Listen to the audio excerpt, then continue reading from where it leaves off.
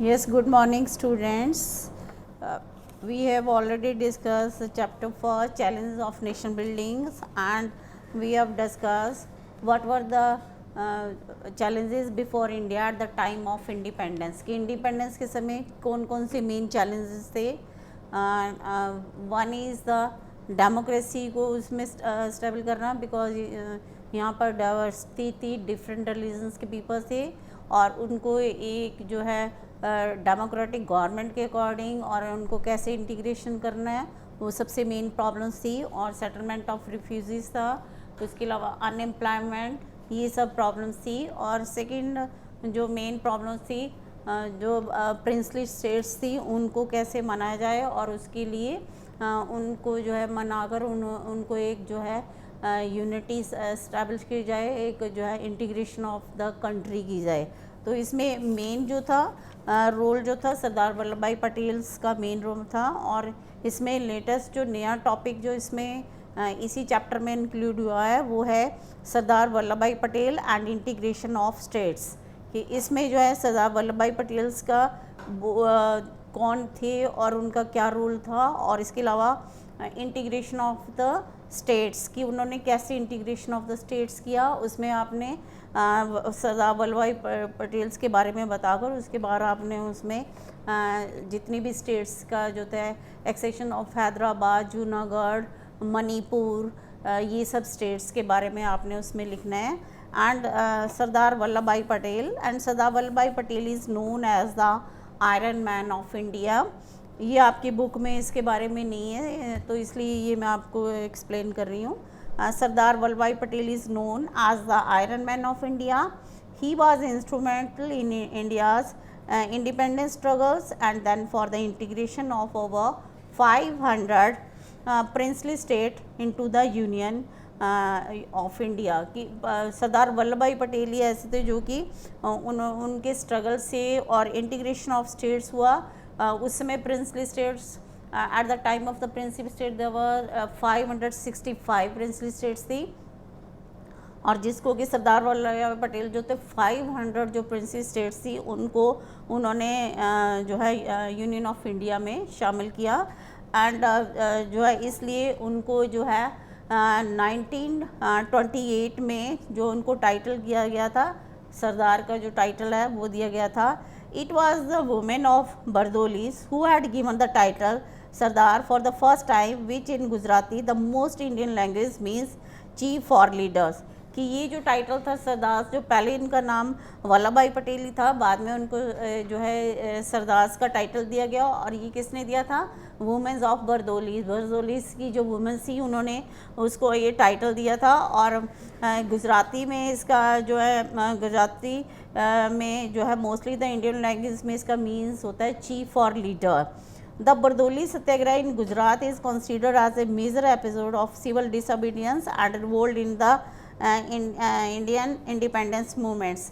कि इसमें जो सरदार वल्लभ भाई पटेल इनके मेन 2 रोल्स ही इसमें बताए गए हैं. फर्स्ट, उन्होंने प्रिंसली स्टेट्स को ही नहीं इसमें इंडिया में शामिल किया, उससे पहले भी उनके बहुत सारे इंपॉर्टेंट रोल थे. कि उन्होंने गांधी जी के साथ मिलकर जो है सिविल डिसोबीडियंस मूवमेंट में शामिल हुआ है. उसके अलावा उन्होंने खेड़ा में जो है सत्याग्रह में शामिल हुआ है. एंड दैन द बरदौली जो सत्याग्रह है इन गुजरात जो है सबसे मेन जो था वो सिविल डिसोबीडियंस का मेजर एपिसोड था. और revolt in the Indian independence movement के लिए सबसे मेन जो रोल था that was the role of the Sardar Vallabh Bhai Patel in Bardoli in Gujarat. After suffering from years of floods and famines, the farmers of regions were facing financial difficulties. कि उस समय क्या था, किसान जो थे बहुत ज़्यादा परेशान थे क्योंकि उसमें फेमाइंस की वजह से, फ्लड्स की वजह से जो था उनकी सारी जो फसल थी वो नष्ट हो चुकी थी. और जो फार्मर्स उस फिनेंशियल डिफ़िकल्टीज़ को फेस कर रहे थे और उन्होंने एक अपील की है, पिटिशंस डाला to the governor of Bombay presidencies to reduce their taxes but were आस टू पे 30% मोर. उनको ये था कि जितनी उनकी डिफ़िकल्टीज हो रही थी उसमें जो उनकी खेती थी वो नहीं हो रही थी, तो उसकी वजह से उनको लेस करने के बजाय उनका जो टैक्सेस था वो 30% जो है उनको ये कह दिया था, रिड्यूस करने के बजाय उनको 30% टैक्सेस मोर देने के लिए कहा गया था। और फिर जो है the farmer appeals to Patel, farmers appeal to Patel to lead them to revolt. फिर जो वहाँ के फार्मर्स थे उन्होंने सरदार वल्लभ भाई पटेल को अपील की कि इस जो हमारे साथ जो रिवोल्ट है इसमें हम जो कर रहे हैं उसमें हमारा साथ दो। The farmers the of Bardoli stood United and more ready to fight the government injustice in a completely non-violent manner as lead by Patel. कि उस समय उन्होंने कौन सा मेथड उठाया था, they use method the non violent movement, क्योंकि गांधी जी जो थे वो भी नॉन वायलेंस में बिलीव करते थे, और पटेल जो थे उन्होंने भी जो फार्मर के साथ ये जो रिवोल्ट किया था शामिल हुए थे, उसमें उन्होंने नॉन वायलेंट मैनर से जो है इसको रिवोल्ट को जो फाइट किया। किसके अगेंस्ट किया था, गवर्नमेंट इनजस्टिस, जो गवर्नमेंट इनजस्टिस कर रहे थे उनके खिलाफ उन्होंने फाइट किया। As the villagers stopped paying their taxes, the British Raj declare that they will crush the revolt when Indian members of the government in Bombay and across India started resigning office and express open support. The government stopped the taxes from the next 2 years. फिर उसमें क्या हुआ था, government जो था उन्होंने ये कहा कि इनको जो रिवॉल्ट है, ये जो उनके एजिटेशंस हैं उनको क्रश किया जाए, और इसके लिए जो है इसमें बहुत सारे जो गवर्नमेंट बॉम्बे के गवर्नमेंट जॉब में जितने भी ऑफिसर थे उन्होंने रिज़ाइन करना स्टार्ट कर दिया था, और ओपनली वो इन्होंने इस सत्याग्रह की जो मूवमेंट थी इसकी उन्होंने सपोर्ट करनी स्टार्ट कर दी थी। तो इसकी वजह से इस प्रेशर से गवर्नमेंट जो था उसको ये अपना ये डिसीज़न वापस लेना पड़ा, और नेक्स्ट 2 इयर्स के लिए उसने उनके टैक्सेस माफ़ कर दिए। And during the 1930 the salt Satyagraha Patel was sentence to 3 months imprisonment. कि जो पटेल थे उन्होंने, सरदार वल्लभ भाई पटेल जो थे उन्होंने सॉल्ट सत्याग्रह में भी शामिल हुए थे, और उसके लिए उनको जो है 3 months के लिए जेल में भेज दिया गया था। And Sardar Patel made his first mark in 1990 when he lost a movement with the help of farmers and jamidars of Kairana, Gujarat, against the decision of the Bombay government to recover the taxes even after the bad crops.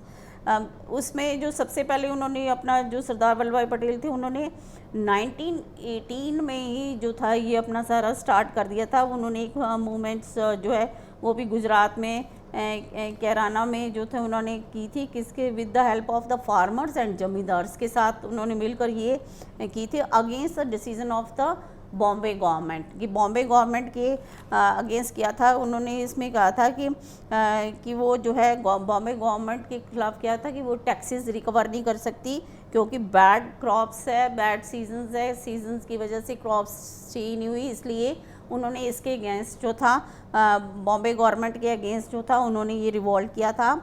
And since 2014 we are celebrating the 31st October, the birthday of Patel, as the National Unity Day, and the world largest statue, the Statue of Unity, was dedicated to him on 31st October 2018।